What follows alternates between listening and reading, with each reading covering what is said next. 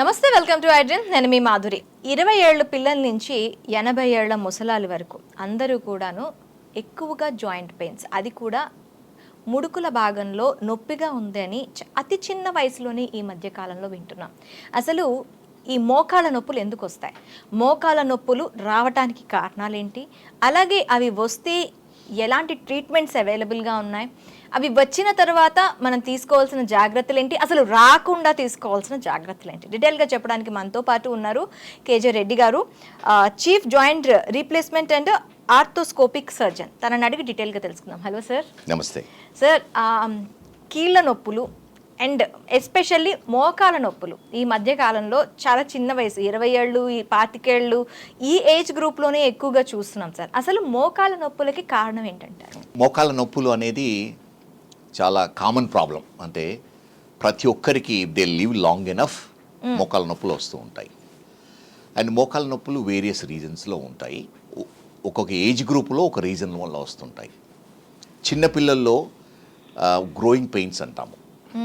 ఒక్కొక్కసారి చిన్నపిల్లల్లో ఆర్థరైటిస్ ఉంటుందంటే జువనైల్ ఆర్థరైటిస్ అంటాము. చిన్నపిల్లలకు వచ్చే ఆటో ఇమ్యూన్ డిసీజ్ వల్ల లైనింగ్ ఎఫెక్ట్ కావడం వల్ల జువనైల్ రుమటాయిడ్ ఆర్థరైటిస్ అంటాము.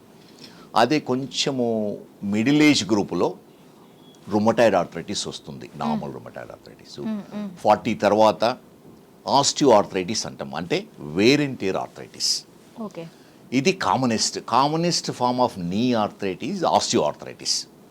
ఆస్టియో ఆర్థరైటిస్ ఎందుకు వస్తుందో ఎవరికి తెలియదు, కానీ అది ప్రాసెస్ ఎలా వస్తుందో చాలా బాగా క్లియర్గా అర్థం చేసుకున్నాము. అంటే రీసెర్చ్లో మనం normal walking, normal day to day యాక్టివిటీస్లో ఏమవుతుందంటే నీ జాయింట్లో ఉండే లైనింగ్ కొంచెము డ్యామేజ్ అవుతుంది వాకింగ్ వల్ల.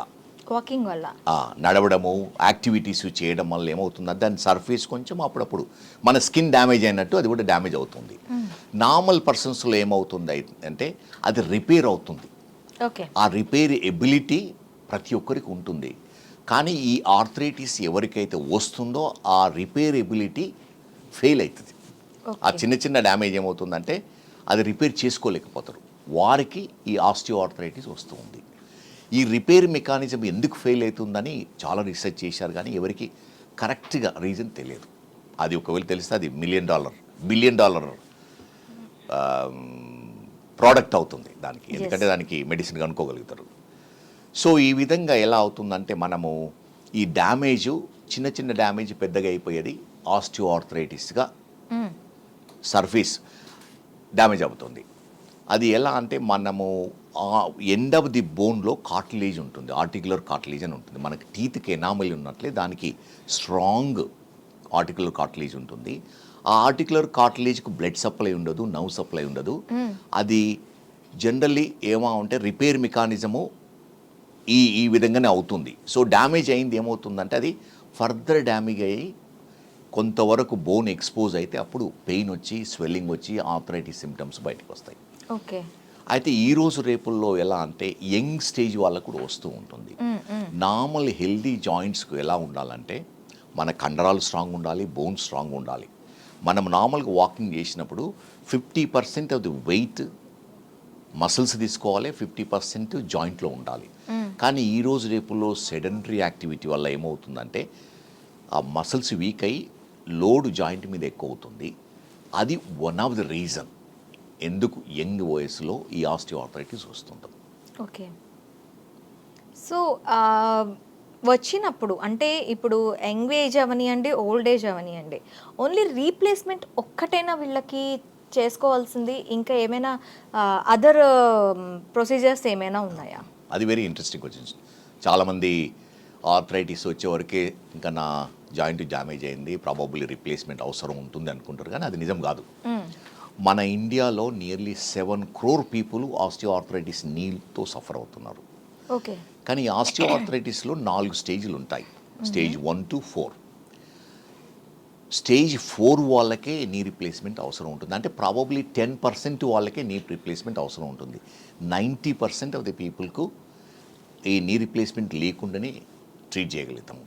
ఎవరైతే ముందుగే డాక్టర్ దగ్గరికి వచ్చి డయాగ్నోసిస్ చేసుకొని ట్రీట్మెంట్ చేయించుకుంటారో ఈ నీ రీప్లేస్మెంట్ కొంతవరకు అవాయిడ్ చేయడానికి వీలవుతుంది. ఓకే. సో ఇప్పుడు ఉన్న కండిషన్స్లో ఒకసారి మన దగ్గర ఉన్న ట్రీట్మెంట్స్ ఎలా ఉంటాయి సార్? మన ట్రీట్మెంట్ ఎలా అంటే ఇప్పుడు స్టేజ్ 1లో చాలా వరకు స్టేజ్ 1లో ఉంటారు. స్టేజ్ 1లో అంటే కొంచెమే డ్యామేజ్ అయి ఉంటుంది. మోస్ట్ ఆఫ్ ది యాక్టివిటీ చేసుకోగలుగుతుంటారు. ఎక్కువ దూరం నడిస్తే నొప్పి వస్తుంది, మెట్లు ఎక్కడేదో కొంచెం ఇబ్బంది అవుతుంది, కింద కూర్చొని లేచినప్పుడు ఇబ్బంది అవుతుంది.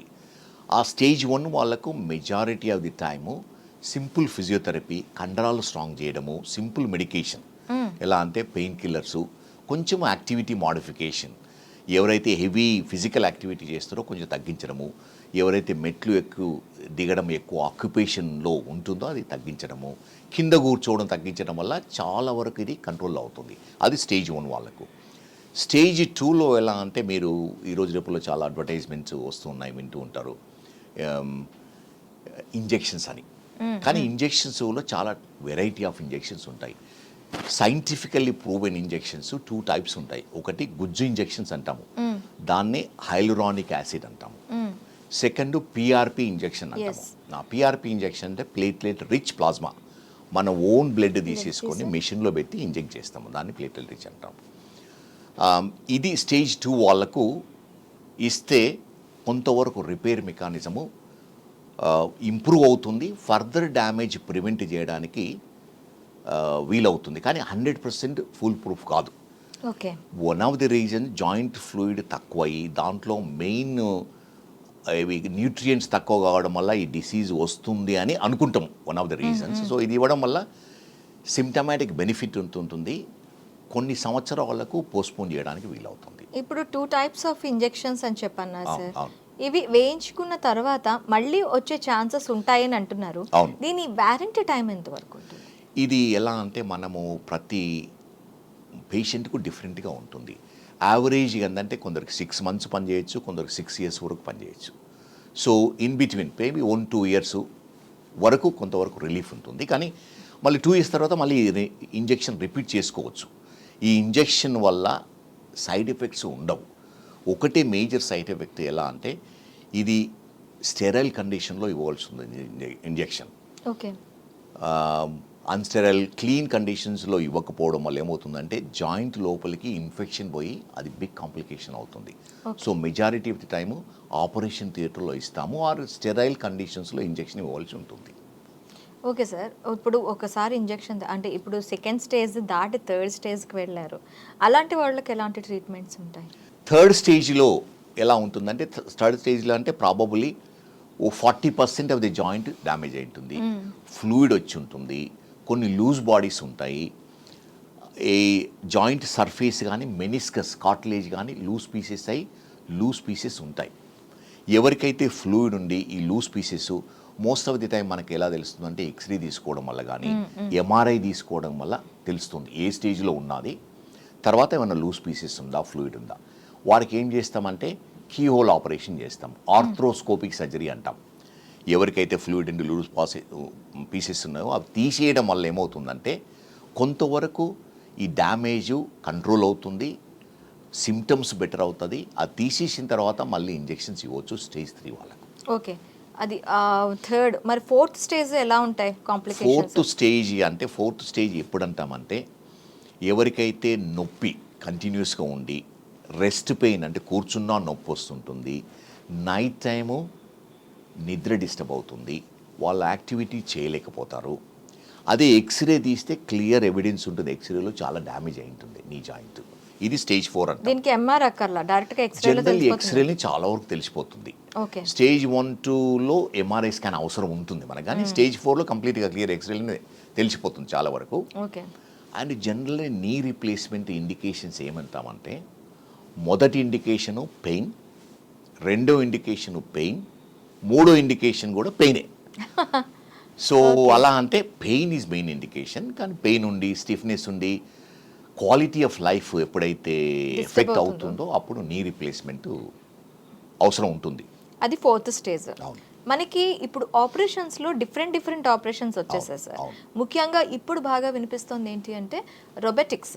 సో రోబోటిక్స్ అని యూస్ చేసి ఈ నీ రీప్లేస్మెంట్ ఆపరేషన్ చేయటం వల్ల లాభం ఏంటి? ఇది అంటే that's very good question. Knee replacement ఒకప్పుడు అంటే మేము probably PG Chandigarh about 30 years back 3 hours 3.5 hours తీసుకునే వాళ్ళం. ఫస్ట్ మేమే చేసాం అక్కడ నీ రీప్లేస్మెంట్. అది టెక్నాలజీ చేంజ్ అయ్యి ఇన్స్ట్రుమెంటేషన్ చేంజ్ అయ్యి ఇప్పుడు 25-30 minutesలో చేయగలుగుతున్నాం నీ రీప్లేస్మెంట్. రీజనల్ అనస్థీషియాలో చేయగలుగుతున్నాం. జనరల్ అనస్థీషియా అవసరం ఉండదు.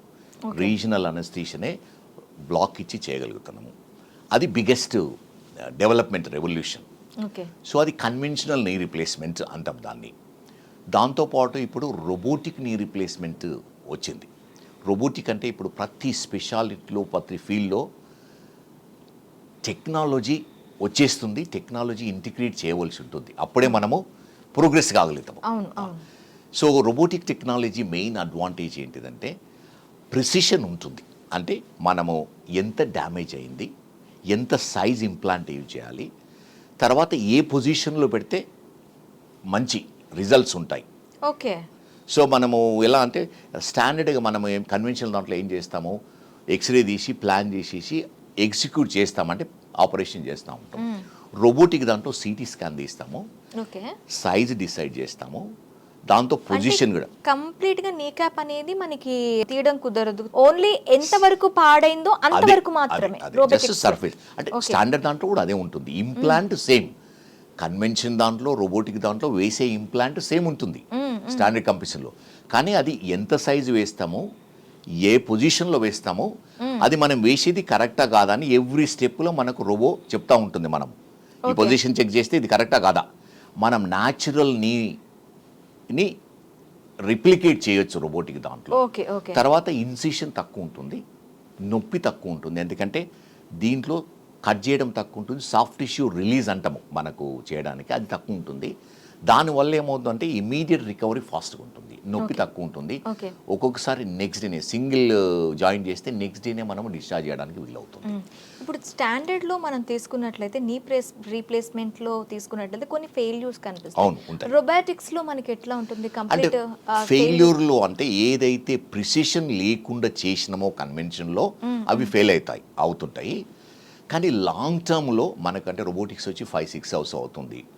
నీ రీప్లేస్మెంట్ మేము ఎప్పుడు సక్సెస్ఫుల్ అంటామంటే 20 years పనిచేసింది అనుకోండి నీ రీప్లేస్మెంట్, అది సక్సెస్ఫుల్.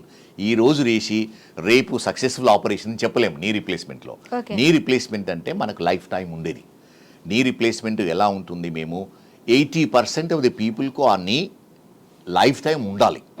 అది మెయిన్ రీజన్. కానీ యంగ్ పీపుల్లో చేయడం వల్ల కొంచెం ప్రాబబ్లీ అంత వరకు ఉండదు. ప్రస్తుతానికి 50-60 years ఏజ్లో చేసేస్తే 80% ఛాన్స్ ఉంటుంది లైఫ్ టైం ఉండడానికి. ఓన్లీ 20% వాళ్ళకు maybe after 20-25 years, some time 30 years తర్వాత మళ్ళీ సెకండ్ ఆపరేషన్ ప్రాపర్గా చేస్తే. కానీ అది ప్రిసిషన్ వల్ల కొంచెం టైం ఎక్కువ ఉండడానికి పాసిబిలిటీ ఉంది, మనం ఇప్పుడే చెప్పలేము. అందుకని ఆ రోబోటిక్స్ మనం ఒక 10 years కానీ 15 years కానీ వెయిట్ చేసి చూస్తే అప్పుడు మనకు తెలుస్తూ ఉంది, ఓకే రోబోటిక్స్ సుపీరియరా, లైఫ్ స్పాన్ దృష్టిలో చూస్తే కన్వెన్షనల్ ఈక్వల్లీ గుడ్ ఉందని చెప్పడానికి. ఓకే సార్, ఇప్పుడు రోబోటిక్స్ ఇప్పుడు ఆపరేషన్స్ ఇవన్నీ కాదు, ఫస్ట్ నీని స్టాండర్డ్గా మెయింటైన్ చేయాలి అంటే ఏం చేయాలి అంటారు? అంటే ప్రివెంటివ్ అంటున్నారు. జనరల్లీ ఎలా అంటే దట్స్ వెరీ గుడ్ క్వశ్చన్. ఎందుకంటే ప్రివెంటివ్ మెడిసిన్ మీద చాలా వరకు మన దృష్టి తక్కువ ఉంటుంది. ఎందుకంటే that's not commercially very interesting. Investigation చేసి ఆపరేషన్ చేస్తే మాకు డాక్టర్స్కు అంటే కమర్షియల్లీ వయబుల్. సో ప్రివెంటివ్ అనేది చాలా ఇంపార్టెంట్. ఎవరి ఫ్యామిలీస్లో ఆర్థరైటిస్ ఉందో, ఓకే ఇది జెనెటిక్ ఉండదు కానీ కొన్ని ఫ్యామిలీస్లో ఇన్సిడెన్స్ ఎక్కువ ఉంటుంది. జీన్ ఏముండదు, జీన్ ఐడెంటిఫై చేయాలి, కానీ కొన్ని ఫ్యామిలీస్లో ఎక్కువ ఉంటుంది. సో ఏ ఫ్యామిలీస్లో ఎక్కువ ఉంటుందో వాళ్ళు కొంచెం కేర్ఫుల్గా ఉండాలి. వెయిట్ ఉన్న వాళ్ళు కొంచెం వెయిట్ తగ్గించి, తర్వాత రెగ్యులర్ ఎక్సర్సైజ్. బెస్ట్ మెడిసిన్ ఆర్థరైటిస్కి ఏంటిదంటే ఆస్టియో ఆర్థరైటిస్కు exercise, regular walking 40 minutes brisk walking చేయడం వల్ల ఏమవుతుందంటే మన నీ జాయింట్ హెల్దీగా అవుతుంది. వాకింగ్ కాకుండా స్విమ్మింగ్ కానీ సైక్లింగ్, రోయింగ్ మిషన్ ఇటువంటి చేయడం వల్ల మన కంట్రోల్ స్ట్రాంగ్గా ఉండి మనం నడిచేటప్పుడు 50% వెయిట్ నీ జాయింట్ పైన పడాలి, 50% మసిల్ తీసుకున్నది ఉంటే అవి లైఫ్ స్పాన్ పెరుగుతూ ఉంటుంది. మోస్ట్ ఆఫ్ ది టైం ఎలా ఉంటుందంటే ఆర్థరైటిస్ మా దగ్గరకు వచ్చే వాళ్ళు యంగ్స్టర్స్ ఈ యాక్సిడెంట్స్ అవుతాయి, చిన్న చిన్న యాక్సిడెంట్స్ అయితే డాక్టర్ దగ్గరికి వెళ్తారు, ఎక్స్రే తీయించుకుంటారు. ఎక్స్రే నార్మల్ ఉంటుంది, బోన్ ఫ్రాక్చర్ ఉంటేనే మన ఎక్స్రే తెలుస్తుంది. కానీ వాళ్ళు కంటిన్యూస్గా నొప్పి కానీ స్వెల్లింగ్ కానీ కొంచెము నడుస్తుంటే కింద పడినట్టు గివింగ్ వే సెన్సేషన్ ఉంటుంది. అది ఎందుకంటే లోపల ఉన్న లిగమెంట్ కానీ ఏసిఎల్ కానీ కార్టిలేజ్ కానీ డ్యామేజ్ అయి ఉంటుంది. అది డ్యామేజ్ వల్ల అది అంటే అది ఎక్స్రేలో మనకు తెలియదు, అది ఫర్దర్ ప్రోగ్రెస్ అయ్యి ఆస్టియోఆర్థరైటిస్ వస్తుంది. ఓకే. అయితే ఎవరైతే యంగ్స్టర్స్లో ఈ యాక్సిడెంట్స్ అయ్యి 2-వీలర్ యాక్సిడెంట్ కానీ స్పోర్ట్స్ యాక్సిడెంట్, స్పోర్ట్స్ ఇంజరీస్, ఈ సిమ్టమ్స్ కంటిన్యూ ఉండి 1-2 వీక్స్ తర్వాత నొప్పి తగ్గలేదనుకోండి, వాళ్ళు ఎంఆర్ఐ స్కాన్ చేయించుకోవాలి. ఆ ఎంఆర్ఐ స్కాన్లు ఈరోజు రేపుల్లో చాలా easily available. MRI scan not very expensive. MRI scan చేసుకోవడం వల్ల ఏమవుతుందంటే మనకు ఈ లిగమెంట్ ఇంజరీస్ కానీ కార్టిలేజ్ ఇంజరీ కానీ కార్టిలేజ్ సర్ఫేస్ డ్యామేజ్ కూడా డయాగ్నోజ్ చేసి దానికి అప్రాప్రియేట్ తీసుకుంటే, ట్రీట్మెంట్ తీసుకుంటే మనము ఈ ఆస్టియోఆర్థరైటిస్ ప్రివెంట్ చేయడానికి వీలవుతుంది. Okay sir. వచ్చిన వాళ్ళు ఇంకా ఎలాంటి జాగ్రత్తలు తీసుకోవాలి అంటారు? వచ్చిన వాళ్ళు ఎలా అంటే చాలా నా దగ్గరికి వస్తూ ఉంటారు పేషెంట్స్. సార్ డాక్టర్ దగ్గరికి వెళ్ళాను, కొంచెం అరిగిందని చెప్పారు, నడవకూడదని చెప్పారు. అది very bad advice. Okay. Normal జాయింట్కే మనం న్యూట్రిషన్ అనేది నడిచేటప్పుడే న్యూట్రిషన్ వస్తుంటుంది. నేను ఇంతకుముందు చెప్పినట్టు బ్లడ్ సప్లై ఉండదు ఆర్టికులర్ కార్టిలేజ్. మనం నడిచేటప్పుడే ప్రెషర్ వేరియేషన్ వల్ల ఈ న్యూట్రియంట్స్ ఆర్టికులర్ కార్టిలేజ్కి పంప్ చేస్తూ ఉంటాయి. అందుకని ఎవరికైతే కొంచెం ఆర్థరైటిస్ ఉందో ఎక్కువ వాకింగ్ చేయాలి. కొంచెం నొప్పి వచ్చినా కూడా వాకింగ్ అనేది చాలా ఇంపార్టెంట్. అయితే ప్లెయిన్ గ్రౌండ్ వాకింగ్ చేయడం వల్ల వాళ్ళ నొప్పి తక్కువ ఉంటుంది. మెట్లు ఎక్కడం దిగడం తగ్గించాలి, కింద కూర్చోకూడదు. కానీ నార్మల్ వాకింగ్ అనేది చాలా ఇంపార్టెంట్. దానివల్ల న్యూట్రిషన్ బాగుంటుంది. అదేవిధంగా హెల్దీ ఫుడ్ అనేది చాలా ఇంపార్టెంట్. జాయింట్లో గుడ్ ప్రోటీన్స్ చాలా ఇంపార్టెంట్. ఈరోజు రేపుల్లో డ్రై ఫ్రూట్స్ చాలా ఉన్నాయి. పిస్తా, బాదం, పీనట్స్ ఇటువంటి గుడ్ ప్రోటీన్స్ ఇస్తాయి జాయింట్లో. అదేవిధంగా calcium and most of the people vitamin D deficiency ఉంటుంది చాలామందికి. విటమిన్ ఎందుకంటే మనం ఇండోర్ యాక్టివిటీ చాలా ఉంటుంది, సన్ ఎక్స్పోజరు తక్కువ ఉంటుంది. అందుకని విటమిన్ డి రెగ్యులర్ తీసుకోవడం వల్ల ఏమవుతుందంటే మన బోన్స్ కానీ జాయింట్స్ కానీ హెల్దీగా ఉంటాయి. Okay sir. ఇంకా ఎలాంటి ఫుడ్స్ తీసుకోవటం వల్ల ఈ జాయింట్ పెయిన్స్ నుంచి మనం తప్పించుకోవచ్చు అంటారు? ఫుడ్ అనేది ఎలా అంటే మనకు బోన్స్కు జాయింట్స్కు మసిల్స్ కావాల్సింది protein, calcium, vitamin D and minerals. Minerals దేంట్లో ఉంటాయంటే హెల్దీ ఫ్రూట్స్లో ఉంటాయి, వెజిటబుల్స్లో, ఫ్రెష్ వెజిటబుల్స్లో ఉంటాయి, ప్లస్ నట్స్లో ఉంటాయి. ఎవరైతే నాన్ వెజ్ తింటారో egg protein, egg, white egg అంటే జనరల్ డాక్టర్స్ ఏమంటామంటే మనము డైలీ ఒక ఎగ్ తినొచ్చు, 2 ఎల్లోస్ తినొచ్చు. ఎగ్ వైట్ ఎవ్రీడే తీసుకోవచ్చు, yellow twice in a week తీసుకోవచ్చు. That's healthy way. దాంట్లో very good quality of protein ఉంటుంది. అదేవిధంగా జర్మినేటింగ్ సీడ్స్ అంటాము, దాంట్లో బి కాంప్లెక్స్ చాలా ఉంటుంది, అది కూడా చాలా ఇంపార్టెంట్. అదేవిధంగా ఫ్రెష్ ఫ్రూట్స్లో మినరల్స్ ఉంటాయి, అది చాలా ఇంపార్టెంట్ జాయింట్స్కు. అండ్ ప్రోటీన్స్, మీట్, ఈ డ్రై ఫ్రూట్స్ లాంటివి తీసుకుంటూ ఉంటే చాలా వరకు ఉపయోగపడతాయి. Thank you sir. Thank you very much. Thank you.